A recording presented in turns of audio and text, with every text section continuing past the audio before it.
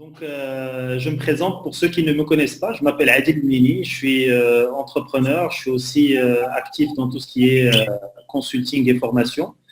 Et j'ai créé il y a à peu près 7 ans aujourd'hui l'Association professionnelle des marques marocaines et nous faisons tout notre possible avec les moyens qui sont les nôtres pour promouvoir le Made in Morocco, essentiellement auprès des PME, PMI exportatrices au Maroc. À la demande de M. Louali et de la fondation EBF portée par Hamza et Tsofer Aboubia, il m'a été demandé d'intervenir sur un sujet qui m'est très cher, qui est celui de la promotion du Made in Morocco au niveau de cette période qui est celle du post-Covid, même celle-ci dans laquelle nous sommes encore aujourd'hui, que nous vivons aujourd'hui. Donc l'intitulé de notre atelier sera Buy Moroccan, Buy Local, Sell Local. Il faut aujourd'hui qu'on s'inscrive dans cette action que vous avez certainement tous vue, qui est celle de la consommation de produits locaux, de la promotion et de l'encouragement des industries et des opérateurs locaux pour pouvoir subvenir aux besoins de notre économie. On a vu des exemples extraordinaires qui ont aussi démarré de Marrakech par rapport aux masques. Vous avez tous vu les masques de protection. Je pense que Hamza Baroudi pourra en parler tout à l'heure aussi. C'est une société marocaine qui est leader numéro 1 mondial du thé de luxe, qui a su adapter une partie de son outil de production pour pouvoir servir une cause nationale. Petit Bateau avec Cirque-Plage a pu aussi adapter son industrie de confection de façon à pouvoir servir cette cause nationale. On a vu les respirateurs avec l'université Mohamed VI et des industries de l'aéronautique. Mais aujourd'hui, le focus sur lequel on va travailler, c'est comment au niveau de notre région, au niveau de la région de Marrakech, on va pouvoir faciliter cette transition et faciliter l'adoption des consommateurs marrakechis par rapport à des produits locaux. Et comment aujourd'hui aussi, dans un deuxième temps, comment on va pouvoir inspirer les exportateurs qui aujourd'hui, je vais dire, faisaient 80% de notre chiffre d'affaires à l'export, aujourd'hui c'est plus possible, comment ils vont pouvoir recentrer leur approche pour pouvoir servir un marché local qui est là, qui est certes moins important, ils représentaient 20% de leur chiffre d'affaires avant, mais aujourd'hui, comment on peut aller grignoter des parts de marché de façon à ce qu'on puisse gérer de façon pérenne cette transition. Donc, je vais laisser aussi la parole à Mustafa, qui va nous expliquer un peu quelle est la méthodologie qui va être mise en place pour pouvoir échanger de façon structurée entre nous, de façon à ce qu'on puisse, à la fin de cette conférence, à la fin de cette discussion, avoir de la matière et être force de proposition par rapport à la région, à ses opérateurs. Mustafa, à toi la parole. Merci beaucoup, Adil. Alors, très rapidement, l'approche qui a été choisie pour ce workshop, c'est l'approche design thinking. Autrement dit, on va partir plutôt de la problématique, du problème que rencontre le consommateur, l'usager final, et pour remonter à la solution. Là, on va le faire en 3 temps. Premier temps, c'est qu'est-ce qui empêche, par exemple, le Marrakech à consommer Marrakech, quels sont les problèmes qu'il peut rencontrer directement en se mettant dans sa peau. Et puis, dans un deuxième temps, c'est quelles sont les hypothèses de solutions, je dirais, ou plutôt quels sont les challenges, quels sont les problèmes sous forme de questions, comment pourrait-on résoudre cette problématique, et ça va être le challenge. Et un troisième temps, ça va être apporter les solutions pour chaque challenge. Donc, premier temps, se mettre dans la peau du consommateur final, qu'est-ce qui l'empêche à. Et puis, par rapport à cela, on va identifier le challenge et proposer les solutions. Alors, je vous invite à utiliser les 2 outils, enfin la plateforme aussi, le chat pour proposer des idées et puis bien sûr l'échange dans le salon. Voilà, merci beaucoup Adil et à toi. Et si tu permets, je vais juste renforcer ce que tu dis Mustafa et Adil. Notre souhait, le hackathon qu'on mène pendant les 2 jours. D'abord, on a fait une petite cérémonie hier soir pour le lancer où on s'est expliqué sur les raisons pour. Ensuite, aujourd'hui, on a désigné 6 tables avec 6 thématiques, mais ce n'est pas restrictif, c'est-à-dire que dans un futur très proche, peut-être dans quelques jours ou là quelques semaines, On pourra lancer d'autres thématiques. N'hésitez pas à nous inspirer. Et on a désigné pour chaque table ronde un responsable qui connaît le sujet, Aoula qui connaît les gens qui connaissent le sujet, Aoula qui a une capacité d'écoute et de synthèse. Donc, Adil, tout comme les autres, on a cette folie de prendre ce genre de responsabilité. Il va vous accompagner pendant une séance de 1h30. Il va interpeller vos idées, les problématiques telles que vous les ressentez ou vous les voyez. Et à la fin, ce n'est pas une solution concrète qu'on attend de ce hackathon. C'est plutôt une définition très terre-à-terre de challenge. C'est-à-dire là, on parle de acheter marocain ou de vendre marocain en dehors des préceptes ou des concepts ou de la philosophie qui peut émaner ou qui peut accompagner le sujet. On cherche plutôt quel challenge on va mettre sur une place de marché qui est notre site web qu'un ingénieur, un designer, un architecte, un penseur, il va venir demain et récupérer avec le challenge et dire moi je vais m'en occuper, moi je vais résoudre la problématique je ne sais pas, du pain, moi je vais résoudre la problématique du transport, moi je vais résoudre la problématique de tel et tel et tel. Et ces personnes-là, pour qu'on les aide à résoudre nos problématiques, il faudrait qu'on exprime de manière très limpide les challenges et éventuellement qu'on identifie c'est qui les partenaires clés qui pourraient porter ces challenges. Donc voilà l'exercice. Ça, c'est très générique, ça concerne toutes les tables rondes. Maintenant, ce qui est spécifique à ces tables rondes, je le confie à notre cher ami Adil. À toi, Adil. Parfait, Tofek. Comme on en a discuté avec Mustapha, ce que je vous propose, c'est qu'on interagisse de façon visuelle, mais que toutes vos propositions, s'il vous plaît, essayez de les mettre au niveau des commentaires. C'est ce qui permettra à l'équipe EBF de pouvoir retranscrire toutes les idées. Il n'y a pas de mauvaises idées, il n'y a que des idées qui peuvent être complémentaires et innovatrices. Donc, je vous invite fortement à pouvoir interagir sur la partie messagerie. Donc, l'objectif de nos discussions, c'est de vous écouter par rapport à comment aujourd'hui nous pouvons, au niveau de ce groupe, accélérer la consommation de produits marocains.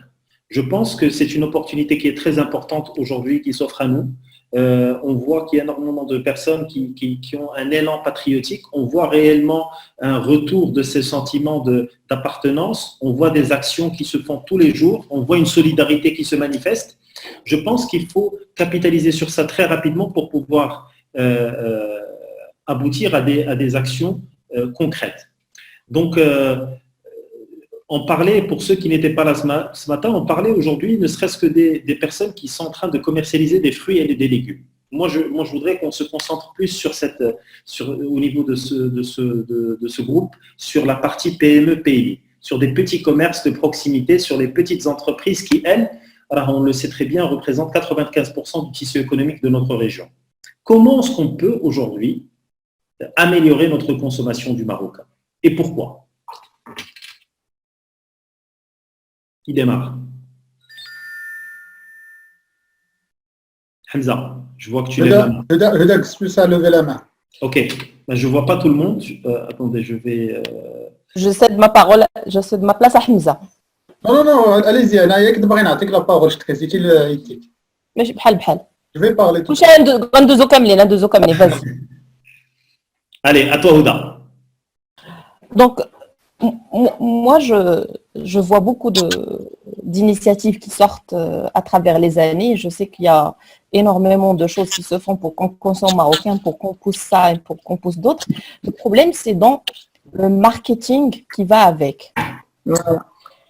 Et donc, il n'y a pas de synergie régionale, il n'y a pas de synergie nationale et c'est dans le marketing qui va avec. Vous vous rappelez, il y a quelques années, il y avait le logo de… le logo, l'étoile marocaine. Le petit losange Exactement. Maroc. Le losange Maroc avec ça. On trouvait sur les mandarines et les clémentines. Et les clémentines à l'export. Donc, on avait réfléchi il y a longtemps pour pouvoir reprendre ce logo-là et de le remettre sur l'ensemble des produits marocains et de créer avec un label avec Imanor pour identifier les produits marocains. Figurez-vous que ce logo personne ne sait qui l'a. Donc, qui Moi, l'a je sais. déposé, où est-ce qu'il est déposé, qui l'a, on a demandé les droits, il n'y avait pas. Donc, maintenant, il faut se rapatrier quelque chose, parce que ça fait partie de l'existence, ça réveille des choses chez des personnes qui sont là, mais aussi de bien le marketer pour tous ceux qui peuvent être intéressés. Il ne faut pas recréer plusieurs labels, il y a énormément de labels qui se font, mais on n'a rien pour identifier le produit marocain d'un autre produit. Je dis par exemple, en France, il y a la carte de la France en blanc sur tous les emballages Made in France. Et je vous ai envoyé le logo Made in Morocco que je vous invite à mettre en fond au niveau de vos écrans. Ça sera un message très important à communiquer vis-à-vis des autorités et des encadrants. À tout à l'heure. Bahia. Alors, bonjour tout le monde. Moi, je vais parler surtout du service. Bahia, est-ce que tu peux te présenter, s'il te plaît? Oui, bien sûr. Alors, moi, je suis DG d'une agence de com et d'événementiel qui s'appelle Musk Strategies. Et j'étais pendant 12 ans directrice générale adjointe du groupe Radio Plus au niveau national. Du coup, je suis une professionnelle de communication, de médias et d'événementiel. Et je fais ce qu'on appelle le national branding à travers le monde. Le grand souci aujourd'hui qui se pose lorsqu'on parle du Made in Morocco, on se focalise surtout sur le produit et non sur le service. Et non sur les initiatives et sur l'événementiel créé par le Marocain pour promouvoir le Maroc et le produit marocain. Parce que nous sommes le canal, mais on pense rarement à nous. Par exemple, moi, j'ai 1% de mes clients qui sont de Marrakech et 99% en dehors du Marrakech et 80% en dehors du Maroc. Et ça, c'est désolant. C'est qu'on ne fait pas des fois confiance, par exemple, en termes de relations publiques, de relations presse, de campagne com. On voit toujours à Marrakech qu'il y a des agences de Casa, de Rabat, de Paris, de je ne sais pas quoi, sans nous avertir, nous, agences, ici à Marrakech. Ça, c'est déjà une problématique, c'est de se faire confiance. Par rapport aux propositions, j'ai noté quelques idées parce que je devrais quitter, j'ai un bébé. Du coup, je vais vous donner quelques idées que j'ai pensées. Je pense qu'il faut penser à la défiscalisation des entreprises de communication et d'événementiel au niveau de Marrakech en cette période. Parce qu'on ne peut pas payer autant en termes de fiscalité sans gagner autant ici, chez nous. La deuxième des choses, c'est que je propose à lancer un concours à travers EBF, que j'adore déjà. Coucou aux gens d'EBF. Et c'est de lancer un concours pour des créations de sensibilisation à mettre à disposition des agences de com et d'événementiel Marrakchi les panneaux publicitaires de Marrakech et de nous laisser sensibiliser. Nous avons un savoir-faire en marketing, en communication, que ce soit en derija, en arabe classique, même en amazigh, en berbère, en hassani, en tous les dialectes marocains, et de lancer vraiment des campagnes de pub locales de proximité. Je dis ça parce que je sais l'impact. Je le connais très bien de la com de proximité du moment où j'étais directrice d'une radio locale. Quand tu parles de manière locale et tu utilises le langage local, tu connais le besoin local, tu attaques mieux et tu cibles mieux le citoyen local. Quand Marrakchi s'adresse à Marrakchi, ça passe mieux. Je te remercie. Je sais que tu es à la maison. Une dernière idée que je vais vous lancer après c'est de lancer une radio Covid locale. Une radio Covid, comme on a fait pour Radio COP. C'est de lancer une radio parce que c'est le canal le plus direct, une radio limitée dans le temps pendant, je ne sais pas, 3 ans, 6 ans, 3 mois, 6 mois, une année, et de s'adresser à ces gens qui sont dans la campagne, qui n'ont pas accès au digital, qui ont que leur radio et leur brebis à côté. On peut vraiment toucher une grande cible de manière massive sur la région Marrakech-Safi en créant une radio Covid Marrakech. On a les capacités, voilà l'idée que j'ai. Ta proposition n'est pas tombée dans l'oreille d'un sourd. Ça sera reporté au niveau de nos propositions qui seront remises à EBF et à M. Wali. Je te remercie D'accord. encore une fois pour ton effort et ton input. Qui voudrait Je peux prendre la parole. Oui, oui. C'est bon, c'est Mohamed Fikret, je suis ingénieur dans l'agroalimentaire. Oui. Alors, c'est excellent cette idée de Made in Morocco. Il a toujours été discuté dans plusieurs forums, même dans l'ancienne directrice générale de Maroc Export. J'avais eu l'occasion de participer avec elle dans des ateliers de réflexion. Mais compte tenu de ce que nous sommes en train de vivre, je pense qu'il y a 4 préoccupations. D'abord, il faut faire connaître les produits marocains. Donc, moi, je pense que ce serait bien de créer une application ou un site où on peut recenser ces produits et les rendre visibles comme une sorte de grand supermarché des produits et services made in Morocco aux Marocains. La deuxième idée, il faut que ça soit labellisé quelque part pour que l'acheteur, quand il achète à distance ou même quand il se déplace en consultant ce site, pour qu'il soit rassuré sur la qualité et sur la fiabilité. Et bien sûr, pour ce qui est de la livraison et le paiement, il peut très très bien être intégré dans une application dédiée. Alors, je vais juste lancer une idée comme ça dans l'air. Pourquoi ne pas créer un Uber des artisans, marrakechis? On sait que pour les taxis, il y a ou bien pour tout ce qui est transport de personnes, il y a le concept d'Uber où il y a une inscription, il y a une certaine possibilité de auto-évaluer. Le taximan ou le chauffeur est évalué par le client, le chauffeur lui-même évalue le client. Je pense que ce serait bien de créer un Uber des artisans et tous ceux qui offrent le produit marocain. Alors, vous avez vu, je me suis concentré beaucoup plus sur les entreprises monopersonnes, sachant que les grandes entreprises, ils ont leurs canaux. Ils peuvent utiliser les médias, les grandes entreprises et moyennes entreprises marocaines. Ils ont des services de communication, ils peuvent faire appel à du marketing. Mais là, je pense, si vous faites cela, l'idée de construire un concept d'Uber des artisans ou des mono-entreprises qui offrent des services made in Morocco, ça serait une excellente chose. Et moi, quand je suis client marocain, je sais qu'il y a un site qui me propose ce qui fait Maroc, je le consulte et je peux tout de suite être connecté et j'ai besoin de la labellisation. Merci pour votre rappeler. Juste vous rappeler, Monsieur Fikret. Monsieur Fikret est président directeur général de Cosumar et c'est un grand monsieur qui fait partie de la commission qui pense notre stratégie de développement dans le futur. J'ai eu la chance de l'avoir comme professeur au niveau de l'Institut des administrateurs. Et c'est un très grand honneur de vous avoir avec nous, Monsieur Fikret. Je pense que vous êtes un des plus grands fervents défenseurs du Made in Morocco qu'on a dans notre pays et vous avez tout mon respect. Merci beaucoup, Saadil. Moi, je suis un petit soldat économique. Je ne suis pas un grand, mais vous êtes un soldat sucré. Barakallahu fik. Je vous félicite vraiment, Lahouda, quand il m'a proposé l'idée, je lui ai dit je vais y être. J'avais quelques autres engagements, je me suis dit je vais absolument être. C'est un très grand honneur de vous avoir parlé. Merci beaucoup. Merci aussi d'avoir lancé cette initiative. Bravo. Merci. Sifouret.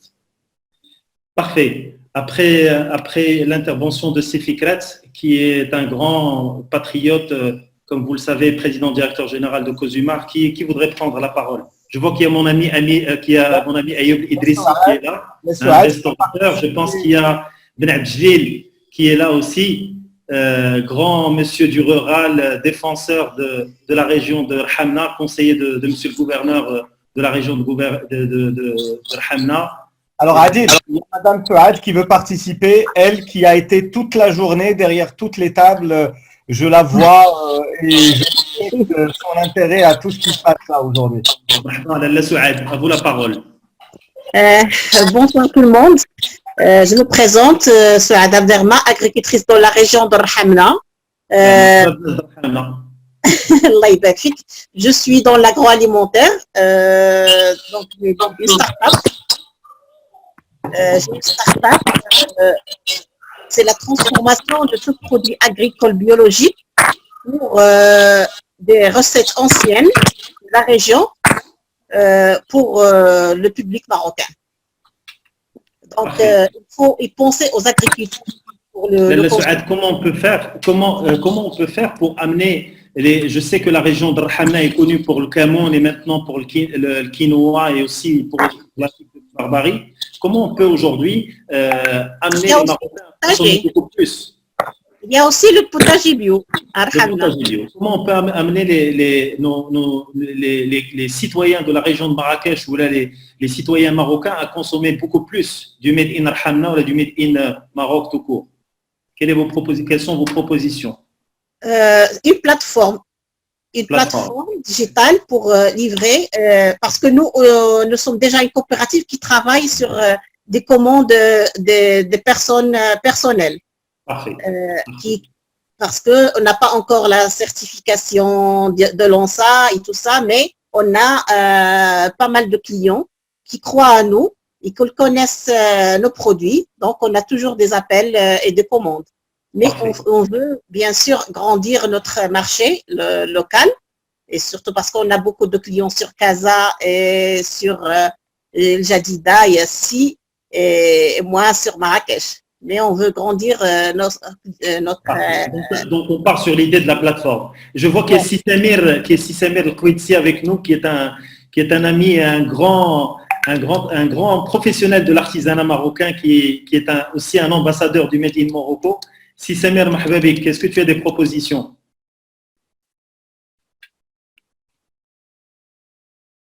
Il faut activer le micro. Je vais l'activer pour lui. Voilà. Ah, c'est bon. Salam alaikum. Ahlan Sissamir. Comme c'est Adil, ça fait longtemps, c'est tout fait, ça fait plaisir les réunions que vous organisez. Bon, le Made in Morocco, moi personnellement, ce confinement m'a donné beaucoup d'idées. C'est de développer vraiment la consommation locale, parce que moi j'étais pratiquement entre 60 à 70%, c'est à l'export. Exactement. Donc en même temps, je suis créateur, je suis fondateur de Société Les Artisans Créateurs, et avec ma femme Zemznebar Leididoua, sur le quartier industriel. Et là, ensemble, on est en train de développer vraiment un produit local qui va être à la portée de... on va cibler, si vous voulez, le moyen, mais avec la même qualité qu'on travaille de la haute gamme. L'idée de plateforme, elle est bien. Je voulais proposer, comme vous, à cet offert, vous avez plein de sociétés au sein de EBF, et vous avez aussi le cluster il y a pas mal de membres qui sont présents dans la réunion. Il y a Mathilde qui est là aussi. Il y a Mathilde, oui, il y a Mathilde. Pourquoi ne pas démarrer une plateforme à partir de cluster, à partir de EBF, à partir de votre organisme? Je crois que vous avez tous les atouts pour faire ça et pour commencer sur Marrakech. Vous avez toute l'équipe dans tout ce qui est communication, tout ce qui est, et vous avez c'est offert le don pour ça. Mais c'est Adil qui est un ami, une grande pointure dans le domaine, de développer ça déjà à l'échelle nationale et internationale. Très bien, merci beaucoup. Moi j'avais beaucoup d'idées avant pour le cluster, parce que je ne sais pas, est-ce que, je suis le porteur du projet de cluster. L'une des idées à retenir à Sissamir, c'est que vous rejoignez l'idée de la plateforme, comme il a été proposé par l'ensemble des collaborateurs, M. Fikret notamment. Bahia Benkhar avait aussi accentué sur le fait que la communication doit être régionale et axée sur les gens de la région. Moi c'est Adil, je dirais plus national, parce que régional, ça reste un peu limité. Et il faut que ce soit, parce que la consommation, moi je vous parle de mon expérience personnelle, j'ai plus de clients à l'échelle nationale qu'à l'échelle régionale. Exact. Donc j'ai plus de clients de Casa, de Rabat, de Tanger. Aujourd'hui, on parlait de la communication, pas des produits. Marrakech fait vendre, il faudrait justement la structurer autour d'une plateforme. C'est une idée qui a été notée et qu'on va essayer de développer. Je voudrais entendre Nabil Hamdaoui au niveau de quelque chose de très important. Nabil Skili, que tout le monde connaît sous ce nom, et à travers sa plateforme Qu'est-ce qui se passe, qui nous met au courant de tout ce qui se passe au niveau de la région de Marrakech. Comment tu vois, Nabil, toi, professionnel de la communication aussi de l'événementiel, comment est-ce que tu vois que le produit culturel Marrakech doit être aujourd'hui mis en avant? Comment est-ce qu'on peut faire consommer de la culture marrakchi, non seulement au Marrakech, mais aussi au Marocain? Très bien, merci beaucoup et merci pour l'introduction. Écoutez, personnellement déjà… Il y a des gens qui ne sont pas de Marrakech, donc est-ce que tu peux te présenter?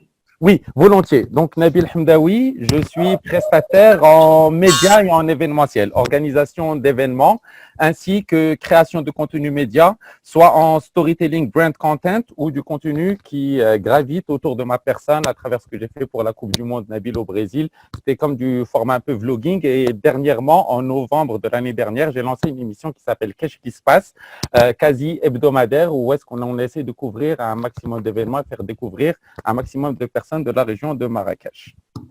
Très bien. Alors, tout d'abord, ce que je désirais apporter, je n'ai pas encore assez de recul, mais il y a une chose particulière que j'ai détectée, c'est que, et ça rejoint aussi ce que Bahia a dit tout à l'heure par rapport à la communication de proximité, c'est que là, il y a comme un élan de normalisation de l'outil Internet par rapport aux Marocains réellement lambda. Parce que des gens comme nous, on parle de créer des réseaux et de différents canaux d'échange entre nous. C'est des canaux, la vérité, les outils, ils existent, ça fait déjà presque une décennie. Mais ce qui a changé, je remarque, c'est qu'à la télé maintenant, etc., on incite les gens à commencer à utiliser leur téléphone, à se brancher sur Internet. Toute cette vague-là de dédommagement, des gens qui ont la carte Ramed, etc., on essaye un petit peu de les familiariser avec l'outil Internet, etc. Et je pense que par rapport à cette communication de proximité, ce sera un plus parce que à travers l'outil Internet, je pense qu'il y aura moyen d'atteindre beaucoup plus de Marocains et surtout le Marocain lambda. Il y a aussi quelque chose que j'ai décelé, c'est sur Média TV, je pense, et aussi sur 2M. Il y a des vidéos de banalisation de process qui étaient déjà sur Internet. C'est du motion design.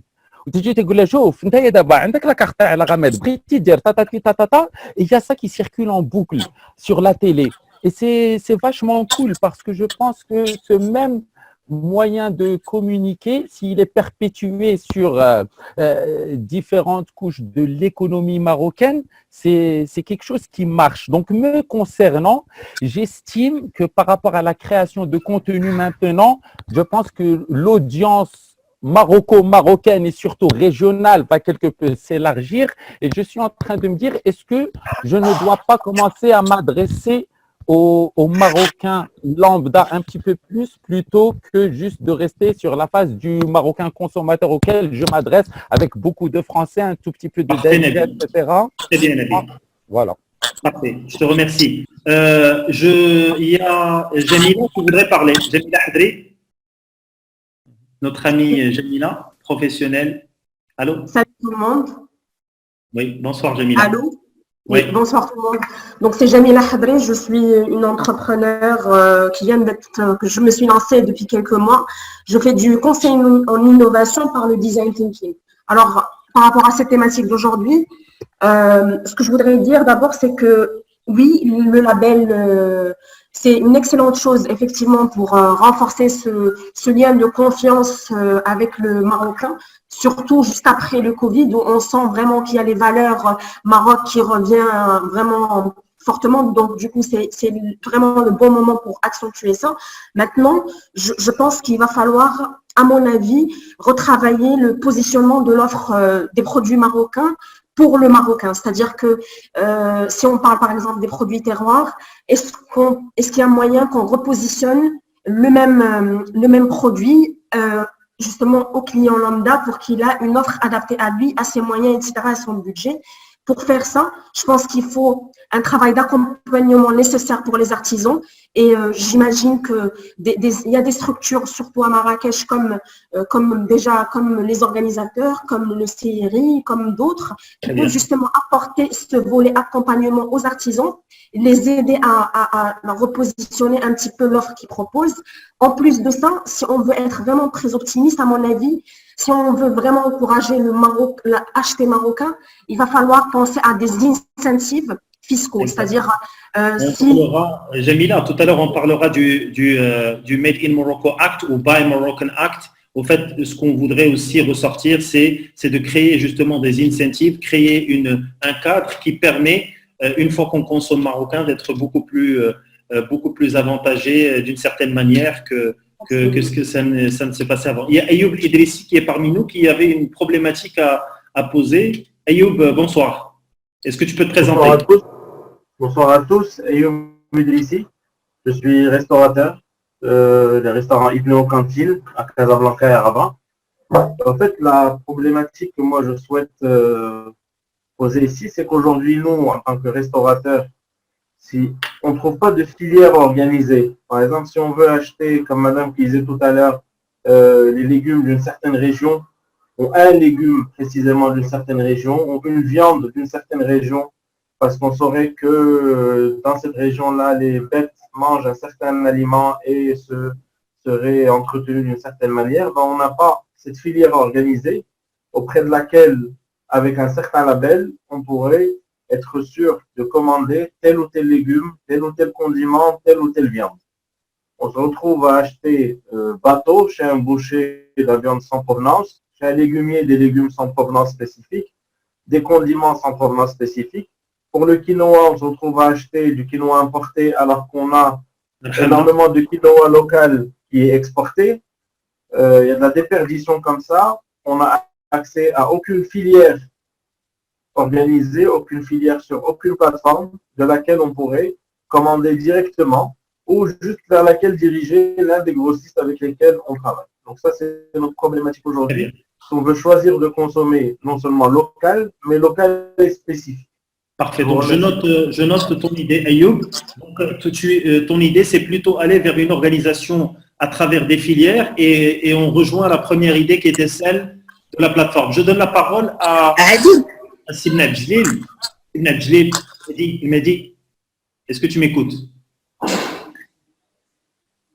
Il faut activer ton micro. Voilà, c'est bon. Est-ce que tu peux te présenter, s'il te plaît? Et je vais me présenter sans lunettes. Bonjour, Sibna Djelil. Je suis un acteur associatif et entrepreneur social. Aujourd'hui, au niveau de la province de L'Hamna, où depuis le mois de juin, je travaille en collaboration avec les autorités.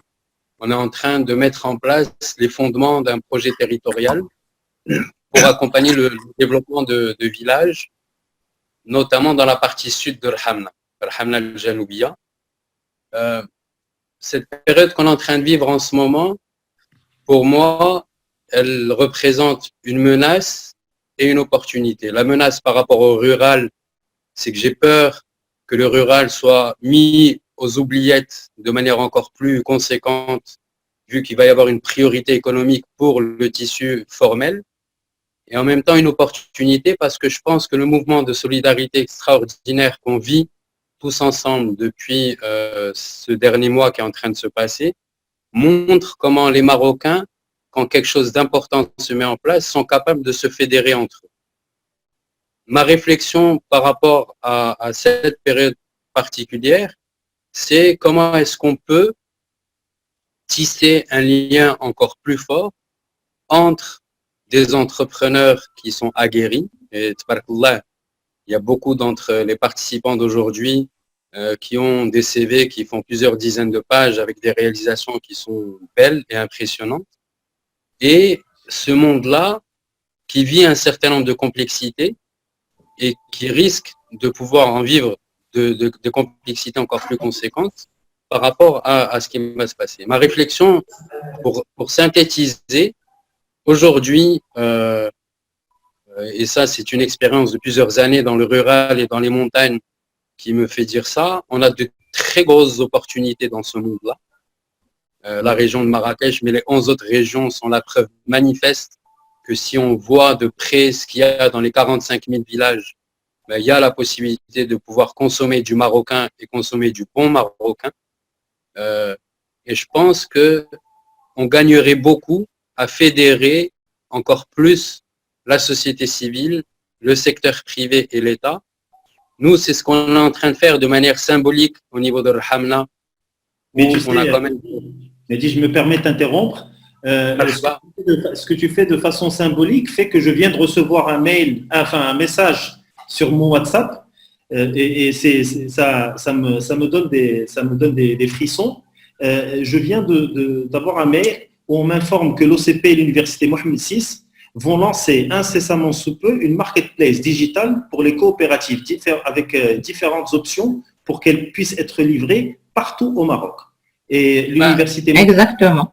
Alors l'université Mohammed VI de Bengrir m'informe que je le mettrai d'ailleurs sur la partie chat, m'informe que toutes les personnes qui souhaitent avoir accès à cette plateforme ou avoir le support aussi bien de l'OCP que de l'université Mohammed VI Polytechnique, ils peuvent communiquer, ils peuvent directement envoyer un mail et leur mail sera traité. C'est énorme ce qui se passe. Donc c'est un peu c'est un peu ça aussi la magie du hackathon, c'est qu'il y a une interaction et les résultats ils sont là et on voit que… Adil, est-ce que je peux… Juste pour finir, tu cites un acteur que j'ai la chance de côtoyer depuis plusieurs semaines, depuis 3 mois maintenant, et qui font des choses extraordinaires au niveau de la province. Et je suis ravi d'apprendre cette nouvelle live grâce à toi. Ça ne fait que conforter ce que je dis. Aujourd'hui, notamment au niveau de la région de Marrakech, il y a des opportunités extraordinaires. Quand on a la chance de pouvoir travailler en synergie, que ce soit via le digital ou là que ce soit en lien avec le digital et avec le reste, on peut faire des choses très conséquentes. Je donne la parole à Kautar Filali qui a demandé la parole. Kautar, tu peux y aller. Bonsoir tout le monde. Donc, Kautar Filali, je suis ingénieure agronome et directrice du cluster MENARA, le cluster d'agroalimentaire et de cosmétiques ici au Maroc. À Marrakech. Donc, juste rapidement, je voulais rebondir sur la question des labels et ce qu'a dit tout à l'heure Monsieur Fikret. Donc, comme tout le monde, la plupart d'entre vous savent, l'initiative du plan Maroc Vert de l'État grâce au plan Maroc Vert pour créer les IGP, les indications géographiques protégées et les AOP, les appellations d'origine protégée qui sont des labels qui normalement étaient destinés à des produits qui étaient fabriqués dans des régions bien définies au Maroc et avec un processus bien défini.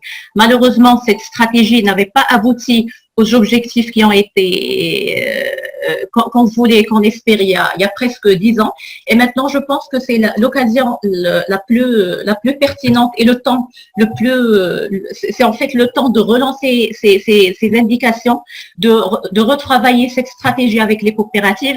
On sait par exemple le fromage qui est fait Chamel, il n'a rien à voir avec un fromage d'une autre région. C'est avec vraiment des processus et des détails à respecter. Donc, je pense que le challenge rapidement, c'est vraiment de retravailler. Ça rejoint l'idée de Ayoub Idrissi, c'est justement renforcer les filières à travers cet arsenal qui existe aujourd'hui, parce que le plan Maroc Vert a prévu un certain nombre de dispositifs. Donc, même le législateur aujourd'hui n'a pas de frein par rapport au déploiement de ce genre d'initiative. Je donne la parole à Hamza qui lui a certainement aussi des points à nous. Je sais que Hamza va se présenter et nous donner un peu ce que son groupe, le groupe City, Société Impériale d'été Infusion, a prévu à ce niveau-là aussi. Merci, c'est Adil. Donc, un grand plaisir d'être encore parmi vous à cette table tardive. C'était une longue journée, qui m'a tout faire tout à l'heure. On n'a pas senti le temps passer. Le sujet qui est traité dans cette table-là est un sujet important. On a discuté dans les différentes tables que post-Covid, ça va être beaucoup de protectionnisme. On le voit aujourd'hui aux informations, ce qui se passe par rapport aux masques. Les États ont recours carrément à du grand banditisme entre eux pour qu'ils puissent récupérer leurs besoins en masques. Ils se volent les uns les autres des denrées et des produits de protection. Donc ça augure que demain, le post-Covid, beaucoup de protectionnisme va se mettre en place, beaucoup d'accords de libre-échange vont aussi être revus et il faut se préparer à cela. Donc par rapport aux produits marocains, bon, avant de parler de ce qu'on fait ou bien par rapport aux produits marocains, moi je pense que le Maroc aujourd'hui, alhamdoulilah, depuis des années, il a su structurer un tissu industriel important. Et ce qu'on a vu les dernières semaines, tu l'as cité, c'est Adil au début de ton intervention, que ce soit pour la production de masques pour le marché local, les industriels ont su s'adapter. Ils faisaient des sacs shopping et aujourd'hui ils font des masques au million. Des unités qui faisaient des pièces pour l'aéronautique se sont mis à faire des respirateurs. Ou bien dans notre cas, dans notre domaine de l'agroalimentaire, on a exporté le produit marocain partout dans le monde. On a vendu du thé aux Chinois, on a vendu du thé aux Américains, on a vendu du thé aux Européens. Ça veut dire qu'on ne manque de rien pour faire du produit marocain de qualité. Voilà. Maintenant, l'idée, pour moi, c'est de peut-être voir la chose un peu à l'envers. Au lieu de dire quel est le produit, comment on va faire consommer les gens du produit marocain, parce que je ne comprends pas. Pour moi, un produit marocain qui existe sur le marché, il est déjà consommé par les Marocains. Par contre, quel est le produit aujourd'hui qu'on importe? Quel est le produit de grande consommation qu'on est encore obligé d'importer et d'aller chercher à l'extérieur? Et puisque l'objectif de cette table-là, c'est de lancer des challenges, que ce soit sur la plateforme qui va être mise bientôt par EBF pour la mise en place de ces challenges, ou bien par ton institution Made in Morocco, c'est de lancer des challenges maintenant et essayer de voir si demain, on doit demain consommer un téléphone marocain. Quand on voit qu'on peut faire des respirateurs, quand on voit qu'on a des usines qui font de la carte électronique, quand on voit, pourquoi ne pas lancer un challenge national pour faire un téléphone marocain? Le téléphone marocain existe déjà, c'est STG, mais la marque aujourd'hui a pris l'option de l'assembler en Chine parce qu'on n'a pas la compétence locale. C'est ce que j'ai dit, le protectionnisme. En plus, toutes les puissances aujourd'hui, ils ont compris que la Chine, c'est une superpuissance, elle va prendre de l'importance à partir d'un post-Covid, ça va être la superpuissance. Ça, c'est inébranlable. Par contre, tout le monde a compris qu'ils ne peuvent pas laisser la Chine comme usine du monde. Et tout le monde va essayer de rapatrier, au moins de sécuriser une partie de ses besoins en technologie et en denrées, je dirais, stratégiques. Donc, du coup, les montages en Chine et tout ça, demain, les gens, ils sont prêts à payer plus, mais acheter local. L'idée, c'est que lancer très rapidement des challenges, déjà essayer de voir quels sont ces produits-là qui sont consommés lourdement par les Marocains, comme les smartphones, comme les ordinateurs. Il faut créer demain des marques marocaines, fabriquées, montées au Maroc. Et c'est là où on va commencer à travailler, à dire qu'on va faire du Made in Morocco et on va faire consommer aux Marocains déjà du Made in Morocco. Et si demain un produit de qualité, parce qu'il n'y a pas photo, le Marocain veut consommer de la qualité, il veut avoir un prix raisonnable, il veut avoir un produit tendance. Donc on ne va pas demain lui ramener les Rexon de 1998, lui dire bon voilà, ça c'est le téléphone marocain. Donc il faut aller sur la technologie, il faut aller sur lancer des challenges qui sont, je dirais, de niveau, pour que demain on apporte, qu'on ne parle plus d'agroalimentaire, qu'on ne parle plus de cosmétiques, ça c'est des choses qu'on maîtrise, qu'on exporte, d'accord, qu'on parle de produits qui vont faire le Maroc de demain et qui vont nous permettre d'être vraiment autonomes en tant que pays et exporter aussi notre savoir-faire. Parfait. Donc je reviens à quelque chose qui est très important. Pour finir, c'est Adil, par contre, pour ne pas le secret, bien sûr, de cette action, c'est j'ai entendu quelqu'un le dire tout à l'heure, c'est de faire fédérer. Il faut réussir à faire fédérer les ressources qu'on a aujourd'hui au Maroc. Avant le Covid, il était très difficile de faire travailler deux industriels ensemble. Exact. D'accord? Là, on voit qu'il y a beaucoup qui se sont mis la main dans la main pour faire des choses. Tu as parlé des masques tout à l'heure, je tiens à corriger quelque chose. On n'a pas modifié nos process pour faire des masques.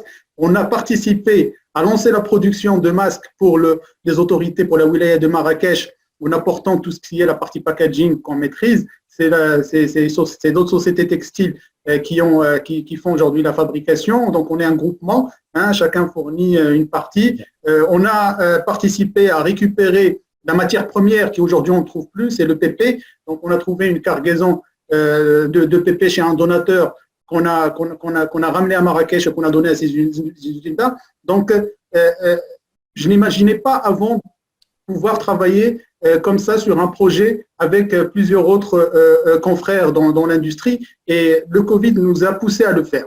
Demain, c'est la dynamique qu'il faut garder. Je pense que l'idée de la dynamique est très importante. On a quelque chose d'extrêmement fédérateur qui est le drapeau de notre pays, notre marque nationale, et je pense que tous les discours vont converger dans ce sens-là pour pouvoir construire quelque chose réellement qui va pouvoir répondre à toutes les attentes. Je vois qu'il y a avec nous Silman Souré aussi. Est-ce que je peux subtiliser la parole rapidement, s'il te plaît, Adil? De toute façon, toi, tu hack. Tu es un hacker. Je te remercie. En fait, d'abord, je remercie la confiance de toutes les personnes qui ont remercié EBF. EBF n'est pas des murs, c'est une communauté. Toutes les personnes qui adhèrent à cette, je ne sais pas, cette révolution ou ce mouvement qu'on a initié depuis quelques années sont EBF. Je suis désolé, c'est une marque, mais elle appartient à tous en termes de retour sur investissement, et toute personne peut se l'approprier. Ça, c'est la première chose que je voulais dire. Ensuite, j'ai essayé, mais je ne sais pas pourquoi ça passe pas, ou là, ça passe juste pour un petit moment. Ça, c'est pour taquiner tout le monde. J'ai essayé de partager mon écran. Vous voyez mon écran là? Oui. Je partage cet écran pour qu'on ne soit pas dans ces tables rondes à un certain moment dans l'inspiration de ce gars-là. Non, on n'est absolument pas du tout. Un over-protectionnisme qui n'a pas de sens, qui ne peut pas être là, qui ne peut pas marcher.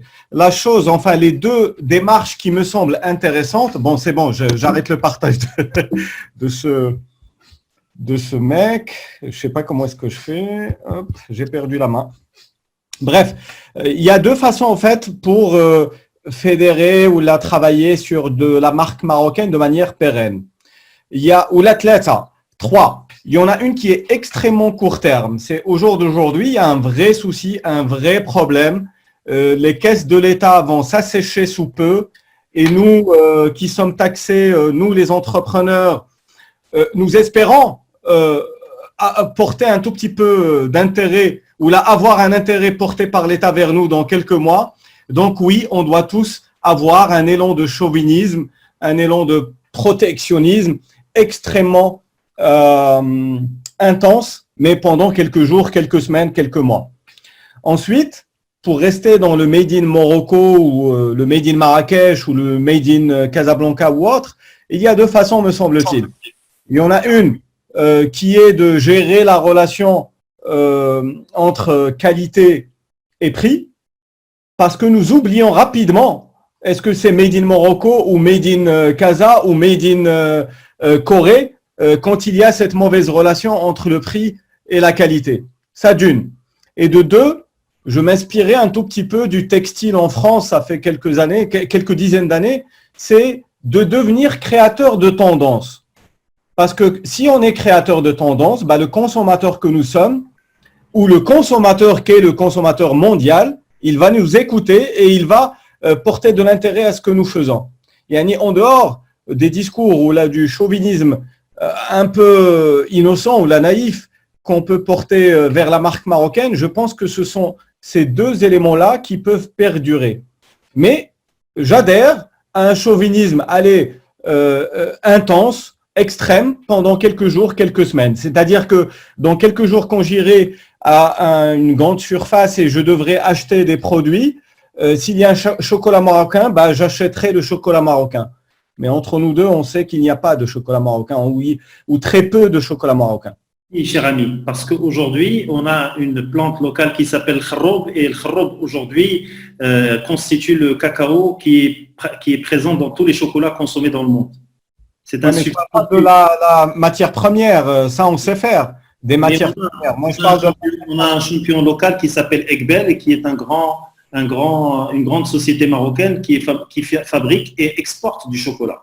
Donc, juste pour faire un éclaircissement, aujourd'hui, il ne s'agit pas de chauvinisme, il ne s'agit pas de nationalisme, il s'agit surtout de mettre en avant nos produits. Ce qu'il faut savoir, c'est que les États-Unis et l'Europe ont commencé ça dans le cas des États-Unis au courant des années 50. Il y a le Buy American Act, fin des années 50, on met en place un système pour avantager tout ce qui est produit aux États-Unis par rapport à tout ce qui est appel d'offres et par rapport à tout ce qui est consommation locale. D'ailleurs, même il y a dernièrement, cet acte a été changé par le président américain pour y inclure même l'acier, d'où les grands conflits avec la Chine. L'Europe a exactement fait un copier-coller de cet acte.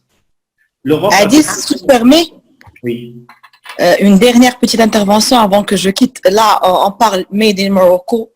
Le problème, je pense pas qu'il réside dans le produit lui-même. Oui, il y a des lacunes, il y a des choses qu'on peut pas produire, mais on communique très très mal localement et au niveau national sur le produit marocain. Il faut démocratiser déjà le produit marocain et le valoriser. Il faut changer ce mindset, cette mentalité du Marocain lorsqu'il voit que c'est fait au Maroc, pour lui que c'est médiocre. Exactement. Moi, j'ai fait deux expériences que tu connais et qu'il y a quelques personnes d'entre vous qui connaissent. C'est le village du Maroc dans lequel je fais la promotion du Made in Morocco, des produits marocains, que ce soit service aux produits à travers le monde. Je l'ai fait aux États-Unis, en Afrique, et ça a marché, ça a cartonné. Les gens adorent le Maroc, achètent les produits marocains, font confiance aux produits marocains, surtout l'artisanat et tout ce qui est produit de coopératives, etc. Ils l'achètent et après ils redemandent parce qu'ils trouvent qu'il y a une qualité. Ici, on fuit le Made in Morocco pour acheter tout ce qui est made, je ne sais pas, parce qu'on ne communique pas. On a beaucoup de potentiel, mais on manque à dire de communication locale pour valoriser notre produit marocain. Et c'est ça le chauvinisme duquel parlait tout à l'heure. Exactement. Voilà. C'est l'idée est notée, Bahia. Merci. Merci. Juste, désolé pour... Oui. J'aimerais bien vous intervenir sur une action par rapport à la dernière discussion. J'espère que vous m'entendez bien. Tout d'abord, je suis Yassine Ouacha, je suis auto-entrepreneur et je suis ingénieur en management qualité, sécurité, environnement. Tout d'abord, ma question repose sur la mentalité des Marocains par rapport aux produits marocains. Oui, c'est vrai. Mais le problème pour moi, d'après mon expérience à travers le marché marocain, c'est...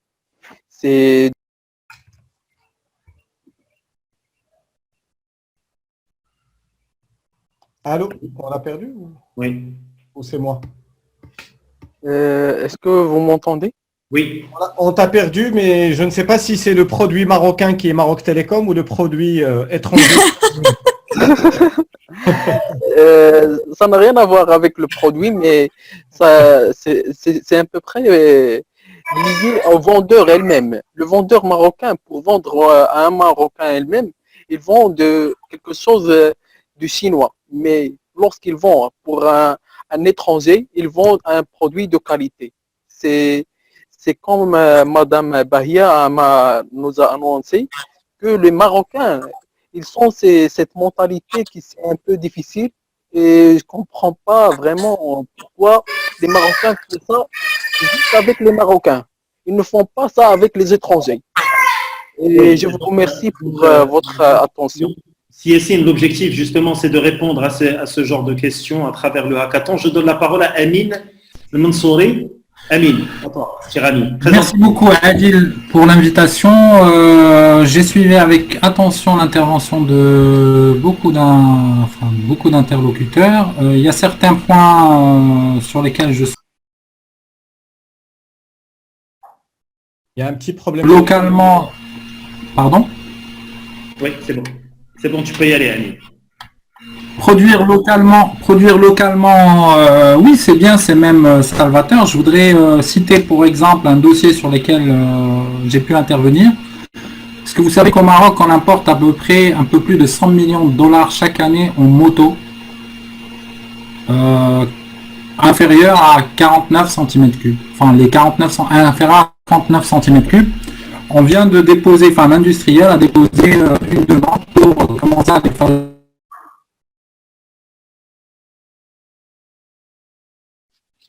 Il y a un problème de connexion. C'est carrément la production locale. Deuxième point sur lequel les incentives fiscaux, il y a déjà la préférence nationale et... Amine, on t'entend très très mal. Amine. On a perdu Amine. Amine, je pense qu'il nous retrouvera plus tard. Je donne la main. Amine. Mehdi, oui. Oui, Mehdi Belkhiat. Rapidement, une petite intervention sur les chocolats Egbel. Moi, je mange du Egbel depuis que je suis tout petit, 5 ans, et j'ai toujours aimé. Et j'ai vu l'évolution de la marque en packaging et en qualité de produit.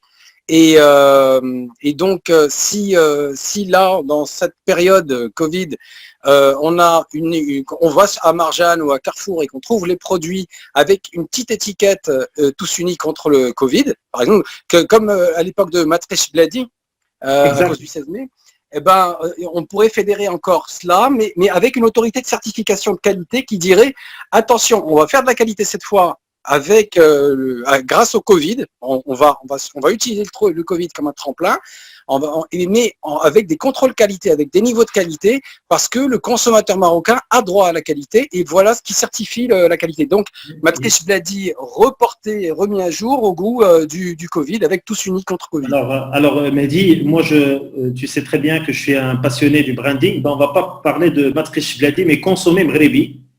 Et consommer Mghribi. Et aujourd'hui, quand on est, juste pour information, quand on s'appelle Egbel ou quand on est dans une grande surface, forcément, on est assujetti à un certain nombre de réglementations. On n'est pas là pour parler de la partie réglementation parce que ces gens-là passent par l'ONSA et c'est des sociétés qui sont certifiées ISO et je suis sûr que vous connaissez l'histoire. Donc, mais l'idée est là, justement, créer une sorte de labellisation où on va encourager la consommation de produits marocains, produits locaux. Je ne sais pas si je peux. Oui, Amine. Si je peux me permettre. Alors, un dernier point. Beaucoup, on va dire, On t'a perdu, juste pour information, tu parlais d'une importation de 100 millions de dollars. 100 millions de dollars par an de motos. Un industriel marocain a décidé de commencer à en fabriquer des motos électriques. Pas que de l'assemblage, mais vraiment de la fabrication avec de l'intégration marocaine. Ça, c'est un premier point. Le deuxième point, beaucoup d'entrepreneurs souffrent en ce moment de problèmes de trésorerie, ne savent pas quoi faire, ils ont besoin d'être accompagnés, comme l'a cité tout à l'heure l'excellente Jamila, en termes de réflexion design et tout ça. Si je vous dis qu'au Maroc, il y a plus de 102 mécanismes différents d'aide à l'entreprise, quasiment tous les entrepreneurs ne sont même pas capables d'en citer 5, allez, grand maximum une dizaine. Donc ça aussi, on est en train de travailler avec le ministère pour pas concevoir un catalogue juste statique, voici les organismes, mais vraiment faire en sorte que les différents acteurs ou les opérateurs économiques qui sont providers de ces fonds puissent analyser en moins de 10 minutes une entreprise et une dizaine de ses concurrents, par exemple. On peut aller jusqu'à 200 concurrents pour savoir qui est éligible à quoi ou qu'est-ce qu'il faudrait pour chaque intervenant pour qu'il fasse un go fast ou qu'il reprenne sa situation anté-Covid. Ça, c'est deuxième point. Troisième point, à la lumière de ce qu'ont dit beaucoup de personnes, je pense que le nerf de la guerre serait éventuellement la logistique. Et là, je voudrais apporter mon grain de sable.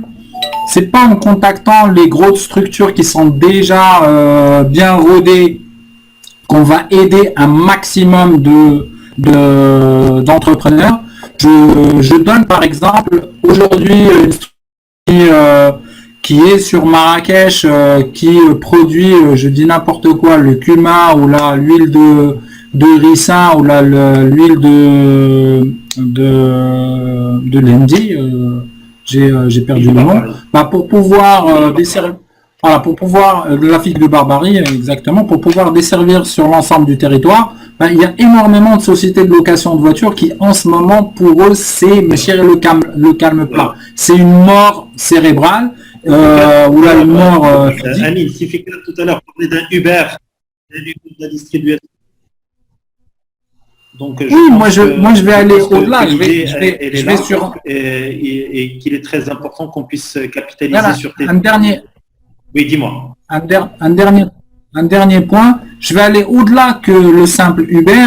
Aujourd'hui, les brokers au niveau international, Zamekina, lorsqu'ils viennent négocier avec des professionnels du tourisme, excusez le terme, les professionnels du tourisme, ils baissent le froc, quoi, et ils n'ont pas le choix parce que ils considèrent que c'est un gros volume, qu'est-ce qui empêcherait les Marocains entre eux de constituer la même offre, mais une offre de bout en bout, intégrant l'ensemble de la chaîne des valeurs, mais au même prix qu'ils offrent aux brokers.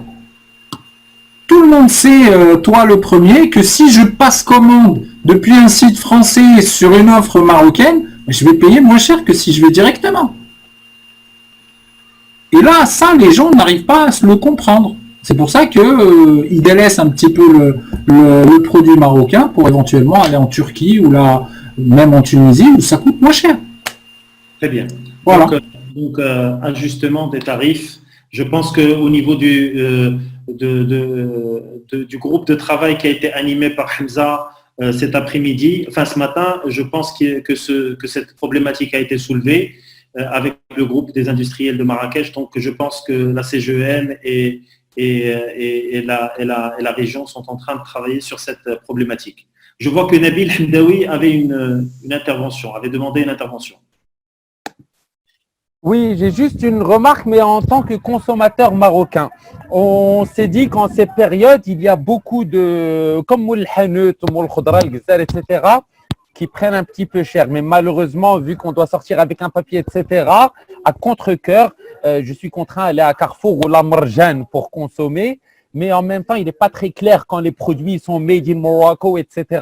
Et je pense qu'avec un peu de support des autorités, etc., on peut utiliser de l'élan, ou est-ce que tout le monde il achète des courses, etc. au Ramadan Qarrab, et je pense que le confinement va sûrement durer peut-être pour quelques semaines d'après. Est-ce qu'il n'y a pas un mécanisme que l'on peut mettre en place pour dire aux gens explicitement, écoutez, je vais encore plus consommer marocain, etc. Voilà, c'était juste une petite remarque en tant que consommateur. C'est des choses, c'est l'orientation qui a été donnée par plusieurs intervenants justement de se focaliser sur consommer Mghribi pour donner la chance, justement, on n'est pas dans du chauvinisme ni dans du protectionnisme, mais donner la chance à des produits marocains de se positionner par rapport à l'offre existante. Je vois que Sifouzi Zmrani est parmi nous. Bonsoir Sidi Fouzi, comment ça va? Bonsoir, c'est Adil, je vais très bien, merci.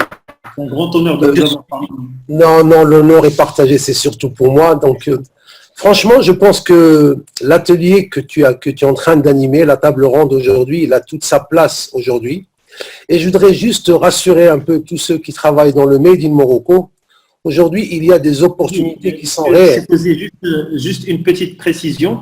Beaucoup de gens ne connaissent pas qui tu es. Parce que dans ma sphère, je suis plus d'une autre catégorie que dans le tourisme. Très bien. Je suis agent de voyage à Marrakech et je suis également vice-président général de la Confédération nationale du tourisme. En fait, ce que je voulais dire dans mon intervention aujourd'hui, c'est qu'il y a une opportunité aujourd'hui à ne pas rater dans le Made in Morocco. Comme vous le savez, avec cette crise sanitaire qui se transforme de plus en plus en crise économique, la balance des paiements du Maroc va subir une coupée très franche. Il y aura de moins en moins de devises qui vont rentrer. De la part des choses, ils seront obligés de serrer un peu les choses et on aura de moins en moins de choses qu'on va acheter de l'étranger et faire rentrer de l'étranger. Je donne un exemple. Aujourd'hui, toutes les grandes marques de voitures, on a demandé aux importateurs d'arrêter l'importation des Mercedes, des BMW, des 4x4, des machins et tout ce qui s'ensuit. Sachez bien aujourd'hui qu'on essaiera de garder ces devises pour acheter le plus important aujourd'hui pour notre pays, c'est tout ce qui est santé. Parce que la première des choses qu'on doit combattre maintenant, c'est le virus du corona. C'est lui qu'il faut combattre et qu'il faut aujourd'hui arrêter, non pas seulement arrêter, mais trouver un moyen pour garder la vie de nos concitoyens. Et tant qu'on n'aura pas trouvé un vaccin ou un médicament, on est juste en attente du règlement de ce problème. Pour ce qui est maintenant du Made in Morocco, et je me permets de rebondir parce que le tourisme tout à l'heure qu'on a abordé dans un atelier fait partie également du Made in Morocco. Aujourd'hui, nous avions chaque année à peu près 1 300 000 Marocains qui partaient en Espagne. L'Espagne est fermée pendant toute l'année, tout l'été. Jusqu'en septembre, ils ne pourront pas aller en Espagne. Nous avons à peu près 150 000 qui partaient en Turquie. Exact. Et nous avions à peu près 80 000 qui partaient en Arabie Saoudite. هاد الناس كلهم كانوا تيسافروا كل عام اللي ما مشى للعمره مشى للحج واللي ما مشاش للحج مشى لتركيا ولا مشى لاسبانيا. هاد الناس aujourd'hui, il faudra penser d'abord qu'ils doivent consommer marocain. Et pour consommer marocain, tout ce que nous avons à leur offrir aujourd'hui, on a une seule contrainte, c'est qu'on doit mettre la qualité dans ce qu'on doit offrir aux Marocains. On doit mettre de la qualité. Et c'est l'occasion au jamais. Si vous avez l'idée revenue à plusieurs reprises, c'est la qualité. Il faut donner une image de upgrader ce que nous proposons aujourd'hui au Maroc. Nous avons aujourd'hui des produits de qualité au Maroc, mais malheureusement, ils ne sont pas toujours mis en avant. Est-ce que vous trouvez aujourd'hui que l'huile d'olive marocaine n'est pas bonne? Elle est excellente, l'huile d'olive marocaine. On a du bon packaging, on a des bonnes choses, et on se fait plaisir à l'acheter. Dans toutes les denrées alimentaires, aujourd'hui, elle est devenue de qualité. Dans l'artisanat marocain, vous avez vu tout à l'heure l'arrière-plan d'Yelsi Tofek Aboudia avec la salle du Sofitel. Tous ces pendentifs que vous voyez dans le plafond ont été faits par un grand artiste que vous connaissez tous. Et ce sont des pièces qui valent des milliers de dirhams. Ça coûte très cher et c'est demandé. Donc l'artisanat marocain, tout ce qui est qualité aujourd'hui est très demandé et il est mis en place. Ce qu'il faut, comme m'a dit Madame Bahia tout à l'heure, c'est une excellente promotion de ces produits et puis arrêtons de faire du bashing sur le produit marocain parce que notre pire ennemi, en fait, c'est nous-mêmes. Notre pire ennemi, c'est nous-mêmes. Nous avons des choses de qualité, il faut les mettre en place. Le tourisme marocain aujourd'hui doit se mettre à la portée des Marocains. Il doit se mettre à leur portée. Vous savez qu'on a un déficit également de communication sur la partie tourisme avec les Marocains. Tout à l'heure, on a fait un atelier qui a duré 1h30, 2 heures.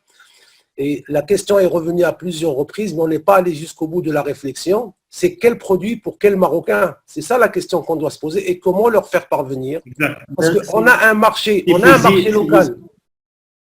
On a un marché local qui est extraordinaire, avec des gens qui ont beaucoup d'argent, et des gens qui, une fois sortis du confinement, vont vouloir s'éclater, et ce n'est pas, on ne va pas leur donner des...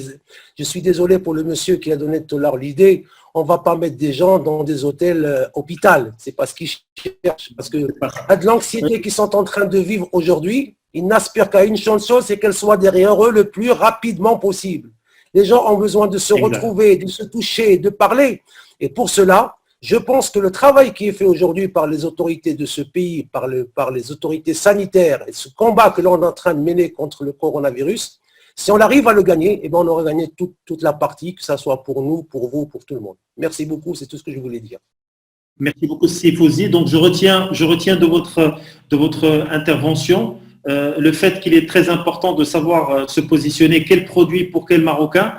Je me rappellerai toujours de l'anecdote que j'ai eue avec Sifozi juste avant les événements de la Covid, lors de la Tourisme Academy, qui est une initiative justement portée par Sifozi Zmrani et par les gens du CRT et du CNT. On parlait de 500 000 Marocains qui partaient à la Costa del Sol et on rigolait entre nous, on disait pourquoi pas une Costa del Sus.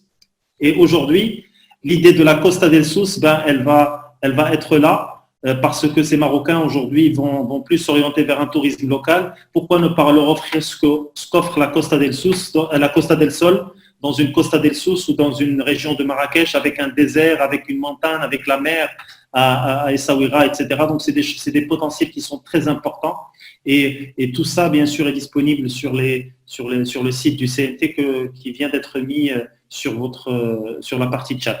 Je vais aussi revenir sur quelque chose de très important. Je pense que le temps passe très vite. On a à peu près encore 30 minutes ensemble, 30-45 minutes ensemble. Et je voudrais qu'on voit quels sont, à votre avis, et je vous invite à interagir de façon très importante avec au niveau de la partie chat, quels sont, à votre avis,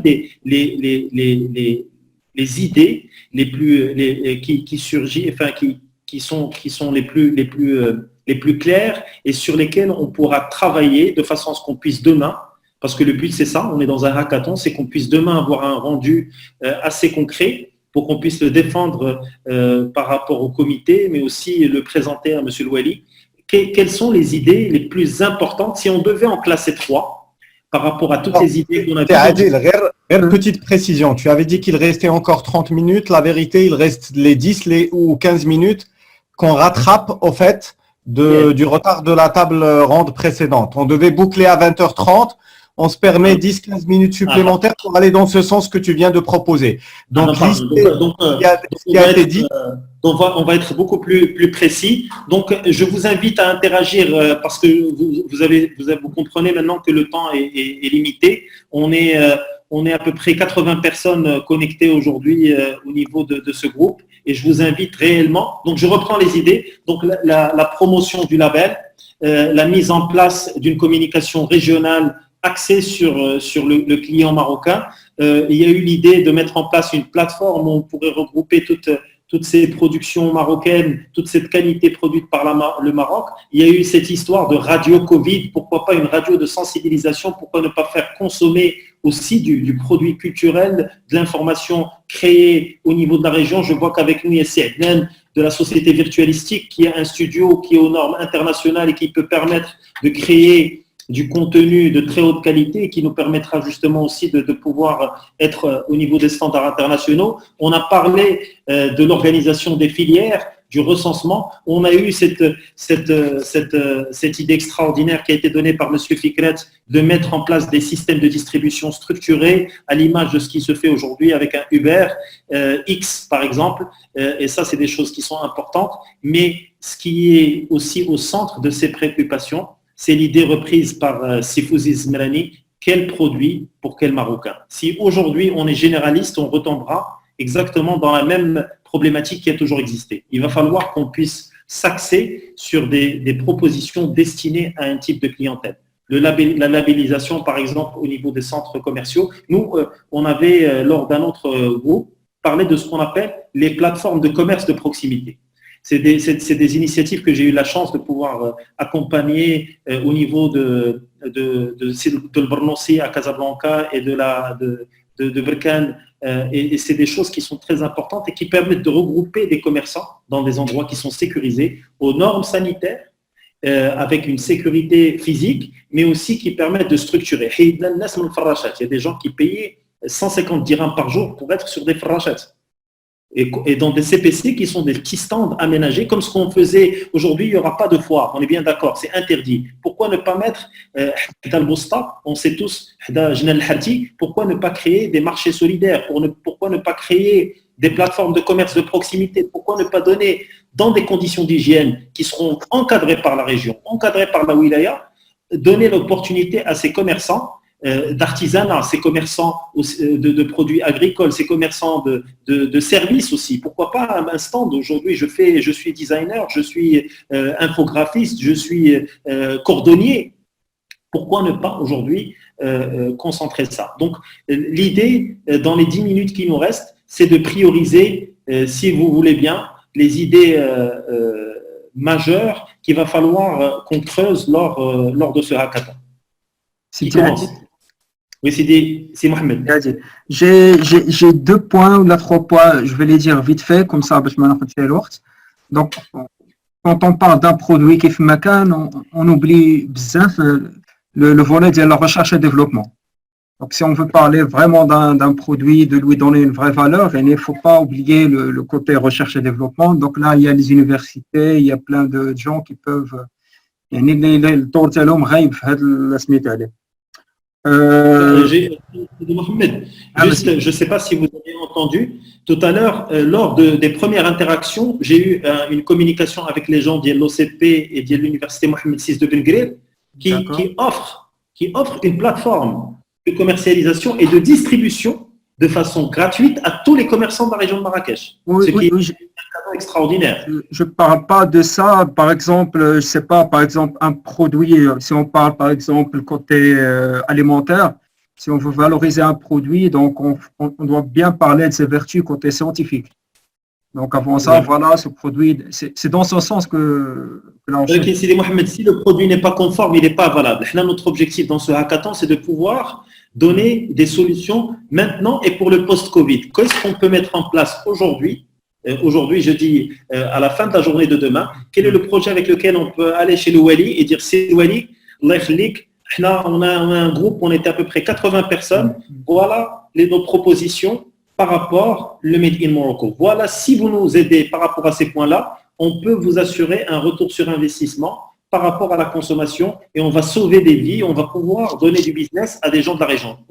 Il faut qu'on soit pragmatique. À l'image de ce hackathon, il faut qu'on puisse être force de proposition, mais aussi il faut qu'on soit de façon très claire des acteurs qui vont faire la différence. Je vois qu'il y a Sir Khalil qui nous a rejoint. Sir Khalil. Bonsoir. Sir Khalil. Bonsoir. Oui, Sir Khalil, comment allez-vous? Est-ce que vous pouvez me présenter la Khalil? Déjà, c'est Khalil Mounir de la société Tomor Trading, détenteur je ne sais pas si vous connaissez Tomor. L'enseigne Tomor, une enseigne marocaine qui vise à valoriser des produits authentiquement marocains, principalement à base de la date Mjoul. Ça fait plaisir, j'ai reçu tardivement votre invitation, c'est Adil, mais le sujet m'intéresse d'une façon frontale parce que c'est l'un de mes préoccupations depuis X temps. On a été sur des marchés à l'étranger en tant qu'exportateur marocain de fruits et légumes. Nous avons vécu de plein fouet les compétitions d'autres origines, espagnoles, italiennes, françaises, turques, américaines. Et j'ai pu constater que de toute nation, ils n'avaient aucunement honte de demander et d'exiger de consommer national. Il y avait de la tomate étiquetée drapeau français, étiquetée drapeau espagnol, étiquetée drapeau italien. Et les administrations poussaient les grands donneurs d'ordre au niveau de la GMS européenne et mondiale d'avoir une préférence nationale, même à des prix et à qualité égale, sinon supérieure des produits marocains. Un donneur d'ordre, s'il n'a pas déjà épuisé le quota de ses fournisseurs locaux, il ne va pas se retourner auprès des exportateurs marocains. Chez nous, cette attitude de penser à l'origine des produits qu'on consomme n'a jamais été notre cheval de bataille, n'a jamais été notre souci pour la sélection d'un produit. C'est vrai que la palette des produits, on n'est pas producteur de tout produit. Par exemple, on ne produit pas de l'électroménager, on ne produit pas des produits high-tech. On est obligé d'acheter d'autres origines. Mais sur d'autres articles où la production marocaine est très compétitive et elle est excellente, mondialement reconnue. Je pense au textile, je pense à la biscuiterie, je pense aux produits de terroir. On a tendance à préférer un produit de terroir d'Aix-en-Provence à un produit de terroir de Marrakech ou de Fès.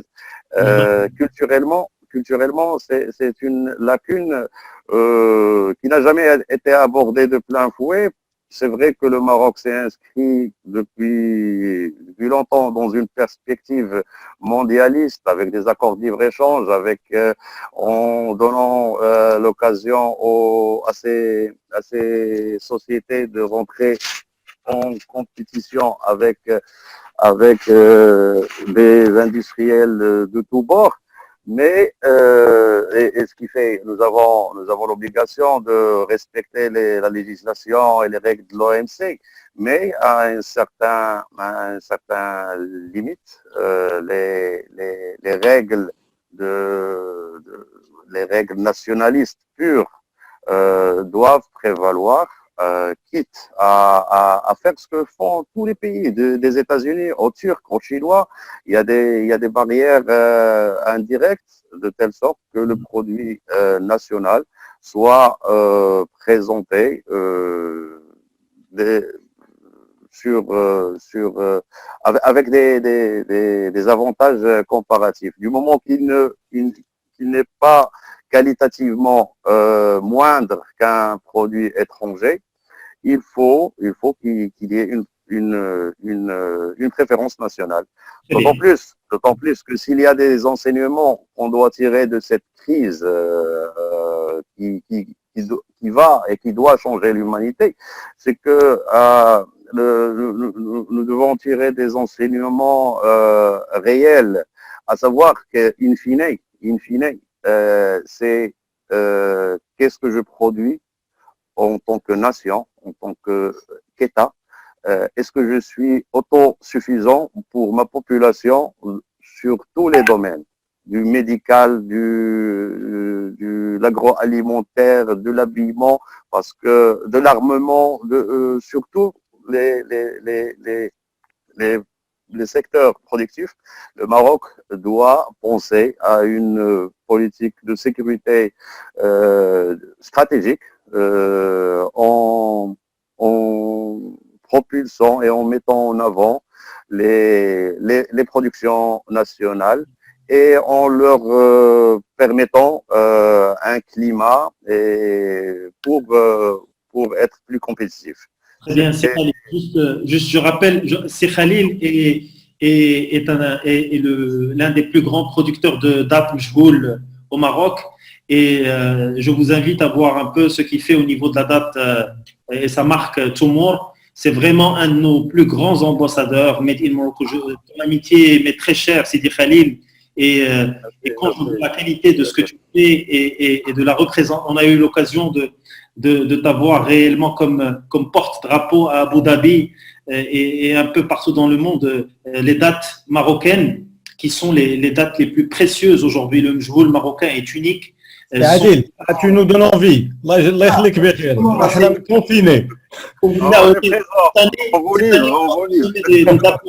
Et ce qu'il faut pas oublier, c'est que si Khalil a aussi profité du Covid-19 pour pouvoir faire de la livraison, c'est-à-dire qu'on s'est très vite adapté. Il faut voir si aujourd'hui toutes nos marques sont à ce niveau d'expertise, à ce niveau de professionnalisme, à cette image de marketing. Je pense qu'on a réellement des non, c'est à dire qu'on n'a pas profité de l'occasion. C'était ce confinement a quelque chose de malheureux. Bon, il y a certainement la plupart de vous également, certainement que vous aviez des dossiers en stand-by depuis longtemps et que ce confinement vous a poussé à vous concentrer, à liquider les instances. Ben, c'était une des pistes stratégiques de l'enseigne Toumour, la finalisation de son site e-commerce et le lancement d'un service après-vente. Donc, effectivement, nous avons pu le lancer, ça fait une dizaine de jours. Et là, on est opérationnel, on livre sur toutes les villes du royaume, ainsi qu'une livraison même à l'étranger, même à l'étranger, à travers un partenariat avec DHL. On arrive à honorer des commandes qui nous arrivent de Londres, de New York, d'Europe, de villes européennes. Un exemple que... Excuse-moi, c'est Adil. J'ai une doléance à faire à Sir Khalil, mais aussi aux autres acteurs qui ont fait la même chose. Sir Khalil, si vous pouvez ce soir ou demain, mais vraiment très vite, nous faire une petite vidéo de vous parlant de exactement comment vous avez fait pour le process, d'une manière extrêmement simple avec votre téléphone, la partager avec Adil éventuellement qui la partagera avec nous. Ça s'appelle process de digitalisation et ça a inspiré beaucoup de gens. Adil. Oui, je m'occuperai de ça avec Khalil. Je donne la parole à Sibn Tahar qui nous a rejoint. Merci. Vous allez clôturer Si Hamid. Merci, Donc, merci beaucoup. Si Hamid, merci. Merci beaucoup. Merci beaucoup. Au fait, je voulais juste encore une fois, moi, vous féliciter parce que vraiment, j'ai appris beaucoup de choses aujourd'hui. En sujet, et moi, la demande que j'ai à vous faire, c'est Adil, vous avez une maîtrise parfaite de toutes ces marques marocaines qui ont réussi, qui sont des success stories à l'international. Et je considère que le proverbe « Nul n'est prophète dans son pays » n'est pas un proverbe marocain. Dans le monde entier, Hermès a eu la reconnaissance mondiale, d'abord parce qu'il a ciblé l'élite mondiale avant de cibler l'élite française. Ferrari est connaître et ayant dans le monde entier parce que quand on fait des produits de grande qualité, on cible le haut du panier et on cible une clientèle qui est le haut du panier dans différents pays. Dans le produit top qualité, il me semble qu'il n'y a pas un marché de monopays. Et donc, dans cette idée-là, moi, mon sujet, c'est juste de dire quelque chose qui peut peut-être aider à faire changer les perceptions. C'est de communiquer sur ces success stories marocaines. Elles existent et vous en avez cité quelques-unes. Moi, je pense qu'on va gagner du temps. C'est de raconter l'histoire des success stories marocaines à l'extérieur du Maroc. Et très souvent, ça aura un impact pour les Marocains parce que c'est pas spécifique. Cette frustration qu'on a de manque de reconnaissance, au fait, elle vient, c'est parce que très souvent, le marché est trop petit. Pour que ça soit diffusé. Dans un pays petit comme le nôtre, de cibler uniquement pour que ça soit diffusé. Donc je retiens. Partagez avec nous toutes les success stories que vous connaissez. On les diffusera de notre côté également. Une fois qu'on va les célébrer tous ensemble, ensuite, on fera de la pression auprès des grandes surfaces, comme ça a été dit tout à l'heure, Marjan, Carrefour, tout ça, pour qu'ils aient des stands pour mettre en avant ces produits au Maroc et de raconter l'histoire dans les grandes surfaces, même si c'est des produits qui sont chers. Moi, j'aimerais voir les produits de Silbarodi plus visibles dans des systèmes. Alors après, la distribution elle est particulière, elle n'est pas forcément adaptée. Mais je pense que toutes les belles histoires autour du mjoul, autour du chocolat, autour de tous ces produits-là, d'abord de raconter leur histoire, ensuite de leur donner de la visibilité au Maroc. Voilà. Et je vous remercie pour ces échanges très, très, très intéressants. Merci Sidi Hamid. Donc, je passe du mjoul au ma'loum. Non. Je pense que c'est une idée qui est extraordinaire. Je pense qu'il y a une idée qui est extraordinaire qui nous a été soufflée par Sibn Tahar, qui est celle de raconter ce storytelling. Je sais que le storytelling est très affectionné par Sibn Tahar, donc il faut raconter ces histoires du Maroc à travers ces marques. Je pense qu'on a des gens qui sont extraordinaires dans ce groupe, qui ont des marques extraordinaires. C'est vrai qu'on est peut-être sur des marchés de niche. On a Hamza à travers son groupe qui est numéro 1 mondial du thé du luxe. On a Si Khalil qui a la date qui se veut la concurrente du macaron. Je vous assure, testez ces dates, vous allez être incroyable. Quand vous allez connaître l'histoire du mjoul, vous allez être séduit, vous ne mangerez plus que ça. On a le sucre marocain qui est leader, on a des usines qui sont à la pointe mondiale. On a énormément de choses, alhamdoulilah, dans notre pays. Si tous on s'y met et si on a cet esprit patriote, je suis certain qu'on aura des histoires à raconter qui seront extraordinaires. Et c'est mobilisateur. Il n'y a absolument aucun frein qui puisse résister à cette magie qui est véhiculée à travers notre héritage, nos racines. J'ai la chance de pouvoir papillonner au niveau de plusieurs secteurs et de connaître des gens qui font des choses extraordinaires. Je pense qu'aujourd'hui, le temps est venu pour qu'on se mette tous à travailler pour faire c'est la promotion. Je pense que les choses se précisent. Je reviendrai de façon très très claire sur tous les éléments. Donc, raconter l'histoire de nos marques, raconter notre histoire de... Exact, c'est Adil. Oui. C'est Adil, et je crois que dans ce sens de raconter les expériences des uns et des autres à différentes échelles, Les vidéos, les envoyer. à différentes échelles, je crois que l'administration, et notamment le ministère du Commerce et de l'Industrie, je crois qu'il déploie des efforts considérables pour promouvoir des success stories à la marocaine. Et je crois qu'ils seront... C'est Khalil, aujourd'hui, l'objectif, c'est d'informer le grand public. Exact. Dans la confidence des salons. Il ne faut plus être dans la confidence des salons bien feutrés. C'est Adil, je vais vraiment abuser, vous allez m'excuser, je vais avoir le mauvais rôle, vous allez me détester en fin de journée, mais il faut clôturer tout de suite. Je vous invite tous à retrouver Adil Mnini demain matin, qui va faire la restitution, on espère fidèle, de toutes vos doléances, vos propositions, vos remarques. Et surtout, c'est la partie la plus intéressante pour nous, c'est les challenges qui se sont fait exprimer ou identifiés par vous tous. Demain, il le fera avec les 5 autres hôtes des autres tables rondes. Et c'est dans l'image, au fait, de ce qu'on souhaitait. On souhaitait que les gens ne travaillent pas en silo. On souhaitait que même ayant parcouru à travers une thématique les différentes possibilités, solutions, etc., on voulait qu'elles soient exposées aux autres thématiques. Et donc, demain, à 9h30, commence la cérémonie de restitution.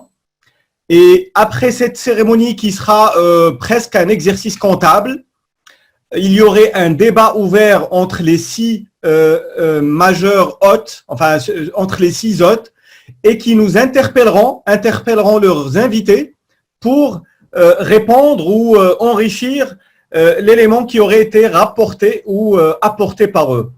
Donc, s'il vous plaît, le sens de ce qu'on a fait serait incomplet si on ne continue pas jusqu'au bout demain. C'est un hackathon, donc il faut arriver jusqu'au bout de la ligne.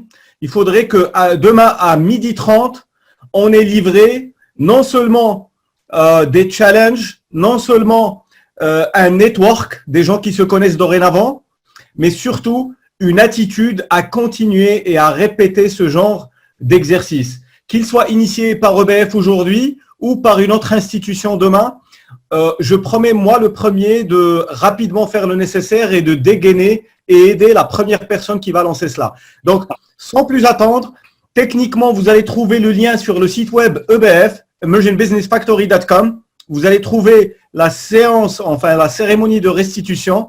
Je vous prie de cliquer là-dessus demain matin pour intégrer le groupe et intégrer le débat. Et d'ici là, je vous dis excellente soirée à vous. Je suis extrêmement ravi. Merci les amis pour votre confiance et merci d'être présents. Merci. Merci aux patriotes.